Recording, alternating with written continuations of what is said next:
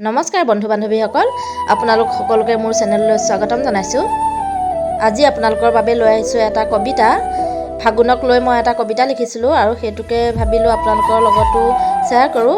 ব'লক তেন্তে কবিতাটো পাঠ কৰি শুনাওঁ। কবিতাৰ শিৰোনাম ফাগুন। পলাশৰ ৰাঙলী ৰঙেৰে পৃথিৱীখন ৰঙীন কৰি তুমি আহা ধৰালৈ, শীতৰ সমীৰণ ছাতি বুকুতে বান্ধি। যদিও আহা তুমি ধৰাৰ সেউজ শুকান কৰি, তথাপিও ভাল লাগে তুমি অহাৰ বাতৰি পাই। কাৰণ তোমাৰ বুকুতেই থাকে অলেখ সম্ভাৱনা। লঠঙা গছৰ ডাল আইৰ পদূলিৰ ধূলিয়ৰি বাটেই তুমি অহাৰ জাননী দি যায়। ফাগুনৰ পচুৱা জাকে খহাই পেলাই বিৰিষৰ শুকান পাত, গছ লতিকাৰ পাতে তল ভৰি পৰে। নদীখন শুকাই সেউজী হৈ পৰে খেলুৱৈৰ লানিৰে। লালুকিৰ জাকেৰে পূৰ্ণ হয় নদীৰ উদং বুকু। চঞ্চলা বা ছাতিয়ে জীয়ৰী বোৱাৰীৰ আচল খহাই খোজৰ গতি ধীৰ কৰে।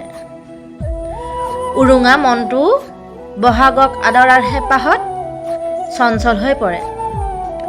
নতুন কুঁহিপাতে দি যায় বহাগৰ বতৰা। প্ৰকৃতিয়েও বাট চাই ৰয় ফাগুন অহালৈ। শিপিনীৰ মাকুৰ শব্দই চুবুৰি ৰজন জনায়। সেয়ে কওঁ, ফাগুনৰ বুকুতেই থাকে অলেখ সম্ভাৱনা।